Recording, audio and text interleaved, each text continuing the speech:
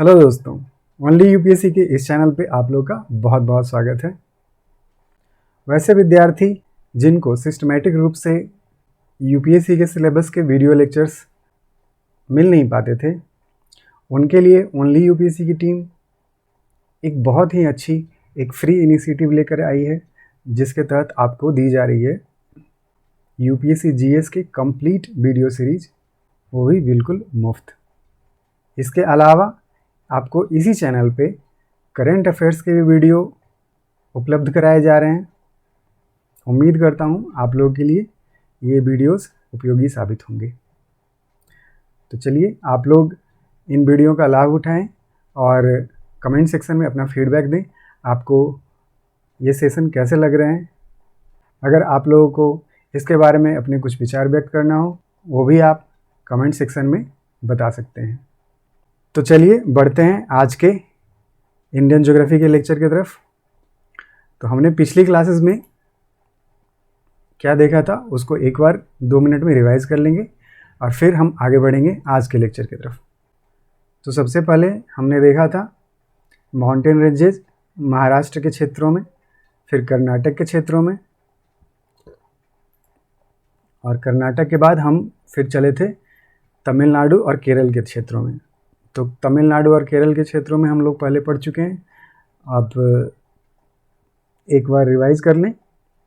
इसमें अन्नामलई पर्वत जो है, अन्नामलई पर्वत, नीलगिरी पर्वत और कार्डमम पर्वत, इसके बारे में पढ़ा था हमने। नीलगिरी पर्वत के पास डोडा बेटा एक माउंटेन पीक है, अन्नामुडी, जो कि पेनिनसुलर इंडिया का सबसे हाईएस्ट पीक है, इसके बारे में भी हमने पढ़ा। फिर अगस्तमलय जो कि संयुक्त रूप से तमिलनाडु और केरल में पाया गया, इसे भी हमने पढ़ा। उसके बाद फिर तमिलनाडु के बारे में तो ऑलरेडी हम लोग पढ़ चुके हैं।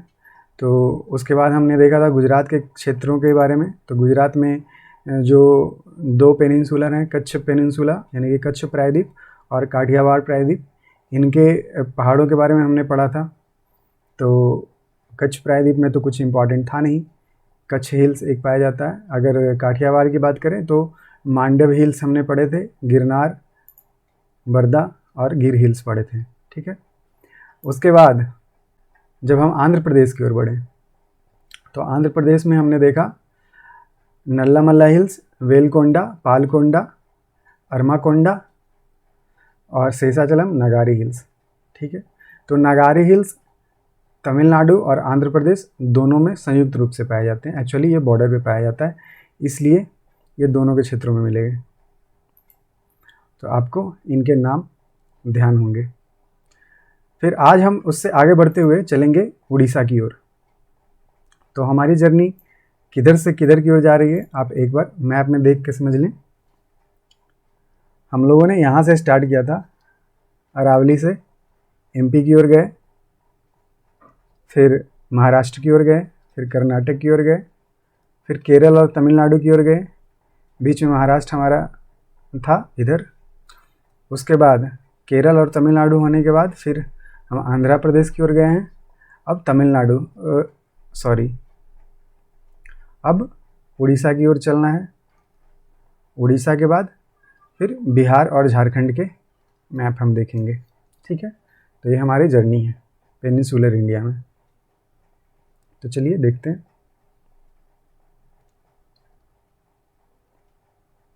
आप लोग एटलस निकाल लेंगे और एटलस में उड़ीसा का जो मैप है, फिजिकल मैप, वो आप लोग ओपन कर लें और हम यहाँ देखेंगे कि कौन कौन से पर्वत हैं। तो आपको यहाँ दिख रहा होगा महेंद्रगिरी पर्वत, गरजात हिल, मलयगिरी पर्वत और देवड़ामुंडी पीक। तो ये 4 उड़ीसा के इम्पॉर्टेंट पर्वत के नाम हैं जिन्हें आपको ध्यान रखना होगा। सबसे नॉर्थ में जो देखेंगे वो है गरजत हिल। गरजत हिल के बाद मलयगिरी के साउथ में जब आएंगे तब हमें दिखाई देगा महेंद्रगिरी पर्वत। महेंद्रगिरी पर्वत बहुत फेमस है और उसी के पास हमें दिखाई देगा देवड़ामुंडी। देवरामुंडी पीक है जो उड़ीसा का हाईएस्ट पीक माना जाता है। तो ये आप उड़ीसा के क्षेत्र का सारे पर्वतों के नाम आपने देखे। चलिए नोट डाउन कर लेते हैं इसे। हेडिंग देंगे आप लोग उड़ीसा। तो उड़ीसा में जो सबसे पहला हमने पढ़ा वो आप देख सकते हैं यहाँ गढ़जत हिल, ठीक है।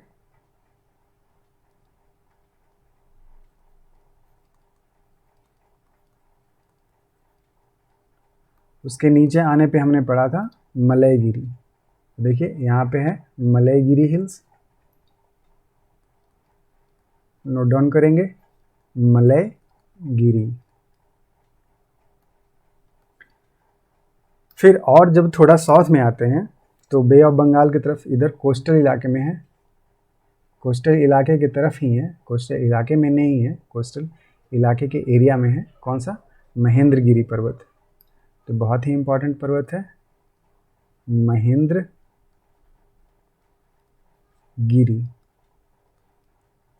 ठीक है। और उड़ीसा का जो हाईएस्ट पीक है उसका नाम है देवड़ी मुंडा।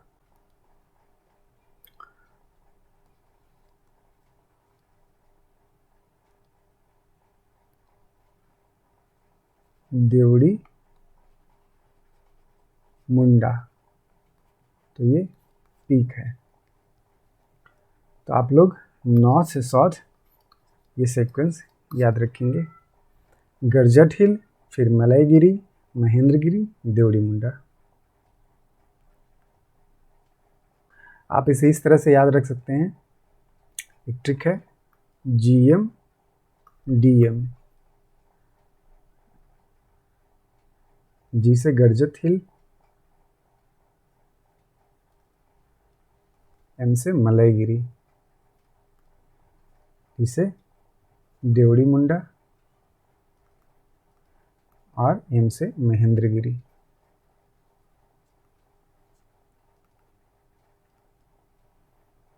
GM DM इस तरह से आप लोग याद रख सकते हैं आसानी से उड़ीसा के इम्पॉर्टेंट माउंटेन रेंजेस और माउंटेन पीक्स के नाम, यानी कि पर्वत शिखर और पर्वत श्रेणियों के नाम उड़ीसा के। ठीक है। तो उम्मीद करता हूँ आपको उड़ीसा के इस क्षेत्रों के बारे में अच्छे से जानकारी हो गई होगी। अब चलते हैं यहीं पे बगल में छत्तीसगढ़, आपको इसी पेज के मैप में मिल जाएगा छत्तीसगढ़ का इलाका भी। तो छत्तीसगढ़ में आप देखेंगे तो सबसे नॉर्थ में जो इलाका है वो है माउंट गौरलता। लेकिन गौरलता आप में लिखा हुआ नहीं होगा, आप वहाँ पेन से लिख लें, पेन से मार्क कर लें माउंट गौरलता। ठीक है।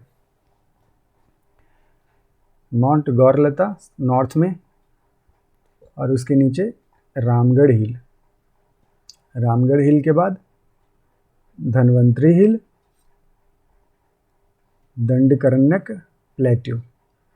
दंडकारण्यक जो प्लेट्यू है, दंडकारण्यक जो पठार है, इस पठार का दूसरा नाम बस्तर पठार भी है। तो कहीं कहीं बस्तर पठार लिखा रहेगा, कहीं कहीं दंडकारण्य लिखा रहेगा। तो आप लोग कंफ्यूज नहीं होना है, दंडकारण्य बोला जाए या बस्तर बोला जाए या दंडकारण्य बस्तर बोला जाए, दोनों एक ही बात है। और सबसे जब साउथ में आप देखेंगे तो आपको एक पीक दिखेगा बैलाडीला। तो हमने 5 पहाड़ों के नाम जान लिए छत्तीसगढ़ में। कौन कौन? सबसे ऊपर हमने देखा माउंट गौरलता। माउंट गौरलता एक पीक है। उसके नीचे जब थोड़ा आते हैं तो हमें दिखाई देता है रामगढ़ हिल। रामगढ़ हिल से और नीचे जब आते हैं तब धनवंतरी हिल देखने को मिलता है। धनवंतरी हिल इम्पॉर्टेंट नदी है, क्योंकि इम्पॉर्टेंट हिल है क्योंकि यहाँ से आपको दिखेगा कि महानदी का लगभग ओरिजिन इधर से ही हुआ है। तो धनवंतरी हिल इसलिए इम्पॉर्टेंट है। उसके बाद फिर दंडकारण्यक प्लेट्यू। दंडकारण्यक प्लेट्यू बहुत ही फेमस है। और दंडकारण्यक प्लेट्यू का खासियत क्या है कि ये तीनों राज्यों में फैला हुआ है। कौन कौन 3 राज्य? इधर छत्तीसगढ़ का तो राज्य है ही, उसके साथ साथ उड़ीसा और आंध्र प्रदेश, ये तीनों राज्यों में आपको फैला हुआ दिखेगा दंडकारण्य। ठीक है। तो चलिए नोट डाउन करते हैं। हम हेडिंग देंगे छत्तीसगढ़। छत्तीसगढ़। तो छत्तीसगढ़ के राज्य में हमने जो सबसे पहला माउंटेन देखा था वो था माउंट गौरलता। याद आया आपको? देखिए मैप में माउंट गौरलता। ठीक है। माउंट गौरलता के बाद हमने देखा था रामगढ़ हिल।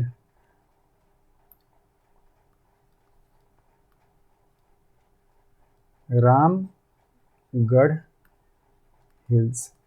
ठीक है। रामगढ़ हिल के बाद और थोड़ा जब साउथ में आते हैं तो हमें मिलता है धनवंतरी हिल। तो हम लोग लिखेंगे धनवंतरी हिल।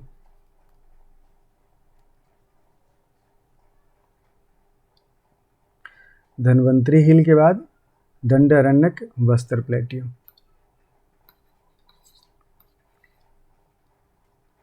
दंडकारण्य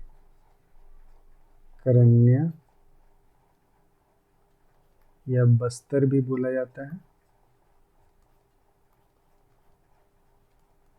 प्लेट्यू। ठीक है।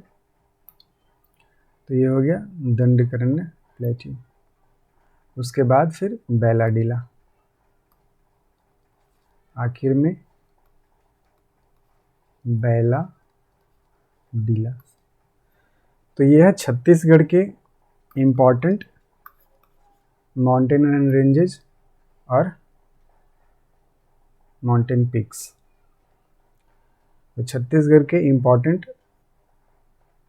पर्वतीय श्रृंखला और पर्वतों के नाम हैं कौन कौन? माउंट गौरलता, रामगढ़, धनवंतरी, दंडकारण्य और बैलाडीला। चलिए, उम्मीद करता हूँ आपको ये दोनों राज्यों के नाम, दोनों राज्यों के जो पहाड़ हैं उनके बारे में जानकारी हो गई होगी। चलिए अब आगे बढ़ते हुए इसी में हम देखेंगे झारखंड के। तो झारखंड का अब मैप आपको इसी में दिखाई दे रहा होगा, झारखंड के पहाड़ियाँ का भी। तो झारखंड के मैप में देखेंगे तो हमें दिखाई देगा छोटा नागपुर प्लेट्यू। ठीक है, छोटा नागपुर प्लेट्यू और हजारीबाग रेंज। तो हजारीबाग रेंज आपको याद रखना है। तो झारखंड में ही आप अगर आगे बढ़ेंगे तो देखेंगे यहीं पे एक नाम मिलेगा आपको, पारसनाथ प्लेट्यू। ये इस पे लिखा हुआ नहीं है, आप लिख लेंगे पेन से, पारसनाथ प्लेट्यू। पारसनाथ प्लेट्यू बहुत ही फेमस है झारखंड में, तो आपको नाम याद रहना चाहिए। अगर पारसनाथ बोला जाए तो आपको ध्यान में आना चाहिए कि हम झारखंड की बात कर रहे हैं। हजारीबाग प्लेट्यू, हजारीबाग रेंज और पारसनाथ प्लेट्यू और छोटा नागपुर प्लेट्यू। तो बस यही 3 नाम हैं जो कि झारखंड में आपको याद रखने हैं। आप नोट डाउन कर लें।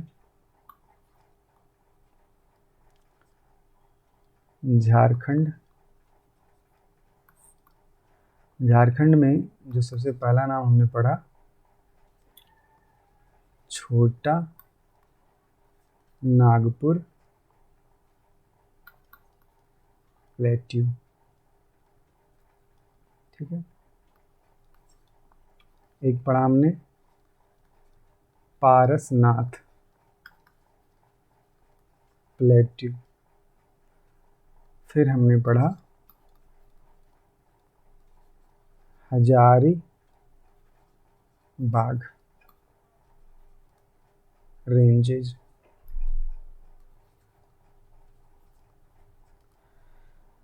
तो झारखंड,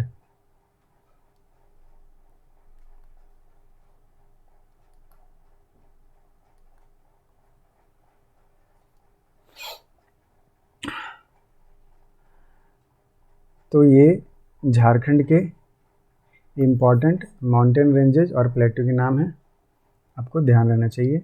उसके बाद हम चलते हैं बिहार की ओर। बिहार में एक ही पहाड़ी है जिसका नाम है राजमहल हिल। राजमहल हिल एक्चुअली वेस्ट बंगाल साइड भी थोड़ा फैला हुआ है, आपको इधर के साइड दिख रहा होगा। ये है राजमहल हिल का एरिया। तो आप बिहार में लिख लेंगे राजमहल हिल्स। राजमहल हिल्स रेसिड्यूअल टाइप के पहाड़ी हैं, रेसिड्यूअल माउंटेन है। रेसिड्यूअल माउंटेन एक और हमने पढ़ा था, आपको याद होगा, आप कमेंट सेक्शन में बताएंगे। राजमहल हिल रेसिड्यूअल माउंटेन है। एक और रेसिड्यूअल माउंटेन हमने माउंटेन सीरीज में ही पढ़ा है कुछ क्लास पहले, आप लोग ज़रूर बताएं। मैं हिंट देता हूँ, रेसिड्यूअल माउंटेन हमने आज के लेक्चर का लास्ट पढ़ा ना, लास्ट माउंटेन पढ़ा राजमहल हिल। और जब हमने पेनिनसुलर इंडिया का जब पहला माउंटेन पढ़ा था तो वो भी रेसिड्यूअल माउंटेन था। तो आप उसके नाम कमेंट सेक्शन में बताएंगे क्या हैं उनके नाम। पेनिनसुलर इंडिया का लास्ट माउंटेन भी रेसिड्यूअल माउंटेन है, इसका नाम आज हमने पढ़ा राजमहल हिल। ये भी आप ध्यान में रखेंगे। तो उम्मीद करता हूँ आपको आज का सेशन बहुत ही अच्छा लगा होगा। चलिए एक बार रिवाइज करते हैं क्या क्या पढ़ा हमने आज। देखिए, सबसे पहले हमने देखा उड़ीसा का। तो उड़ीसा में हमने सबसे पहले देखा गर्जत हिल, मलयगिरी पर्वत, महेंद्रगिरी पर्वत और देवड़ामुंडी। याद हुआ आपको? GM DM हमने एक ट्रिक भी पढ़ा था। तो आपको ये पर्वत आपके जुबान पे होना चाहिए, गर्जत हिल, मलयगिरी, महेंद्रगिरी, देवड़ामुंडी। ठीक है। उसके बाद हम आगे जब बढ़े तो देखा हमने छत्तीसगढ़ में हमने देखा 4-5 माउंटेन, माउंट गौरलता, रामगढ़ हिल, धनवंतरी हिल, दंडकरण्या प्लेट्यू और बैलाडीला। छत्तीसगढ़ में हमने देखा माउंट गौरलता, रामगढ़ हिल, धनवंतरी हिल, दंडकरण्या प्लेट्यू और बैलाडीला। ठीक है। उसके बाद जब हम बढ़े झारखंड की ओर, तो झारखंड में हमने देखा छोटा नागपुर प्लेट्यू, पारसनाथ प्लेट्यू और हजारीबाग रेंजेज। तो छोटा नागपुर प्लेट्यू, पारसनाथ प्लेट्यू और हजारीबाग रेंजेज। तो ये हमने देखा झारखंड के पहाड़ियों के नाम। उसके बाद जब हम और ऊपर गए और जब नॉर्थ की तरफ बढ़े तो हमें बिहार मिला, और बिहार के राज्य में हमें एक ही हिल मिला है, उसका नाम है राजमहल हिल। और राजमहल हिल कैसा हिल है? तो रेसिड्यूअल माउंटेन है। रेसिड्यूअल माउंटेन यानी कि बहुत पुराना है। बहुत पुराना, कितना पुराना? तो हम प्री कैम्ब्रियन एरा की बात कर रहे हैं, प्री कैम्ब्रियन पीरियड, हम इतने पुराने समय की बात कर रहे हैं। तो इतना ही पुराना एक और माउंटेन था जो कि हमने वेस्ट साइड ऑफ इंडिया में पढ़ा था। वो क्या था? आप कमेंट सेक्शन में बताएंगे कि एक और रेसिड्यूअल माउंटेन हमने क्या पढ़ा था, उसके नाम आप कमेंट सेक्शन में बताएंगे।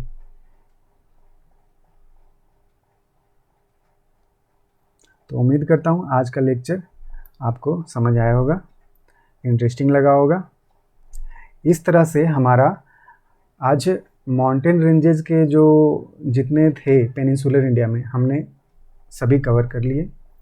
जितने भी इम्पॉर्टेंट माउंटेन रेंजेस और माउंटेन पीक थे ऑलमोस्ट सभी कवर हो गए। तो अब कभी भी आपको इससे जुड़ा हुआ प्रश्न मिलेगा तो आप बहुत आसानी से कर पाएंगे, ऐसा हम उम्मीद करते हैं। ठीक है। इसके बाद हम अगली क्लास में देखेंगे कि किस तरह से पेनिनसुलर इंडिया में पासेज फैले हुए हैं, दर्रे फैले हुए हैं। क्योंकि हमने देखा था पहले, हमारा जो लेक्चर स्टार्ट हुआ था, इंडियन ज्योग्राफी का जर्नी स्टार्ट हुआ था, तो हमने सबसे पहले पढ़ा था नॉर्थ इंडिया में जितने माउंटेन रेंजेज हैं, और उसके बाद वहाँ के माउंटेन्स में कौन कौन से दर्रे पाए जाते हैं उनके बारे में पढ़ा था। तो पहले पर्वत श्रृंखला पढ़ा नॉर्थ इंडिया में, फिर उसके दर्रे पढ़े। अब हम साउथ इंडिया में भी वही करने जा रहे हैं। साउथ इंडिया या पेनिनसुलर इंडिया की बात पूरे करते हैं। ये प्रायद्वीपीय भारत में भी हम वही करने जा रहे हैं। पहले हमने सारे माउंटेन रेंजेज पढ़ लिए, माउंटेन पीक्स पढ़ लिए, अब उनके दर्रों के बारे में पढ़ेंगे। तो अगली क्लास में मिलते हैं और देखते हैं कि कौन कौन से दर्रे पूरे पेनिनसुलर इंडिया में इम्पॉर्टेंट हैं और उनके नाम और सब कुछ हम बहुत अच्छे से पढ़ेंगे। आपको सब कुछ याद हो जाएगा। तो चलिए, उम्मीद करता हूँ आपको ये लेक्चर इंटरेस्टिंग लगा होगा। आप लोग अपना फीडबैक ज़रूर दें कमेंट सेक्शन में और बताएं कि आपको ये लेक्चर कितने उपयोगी साबित हो रहे हैं। चलिए, और पढ़ाई करते रहिए, अपना ख्याल रखिए। मिलते हैं अगले लेक्चर में, तब तक के लिए धन्यवाद।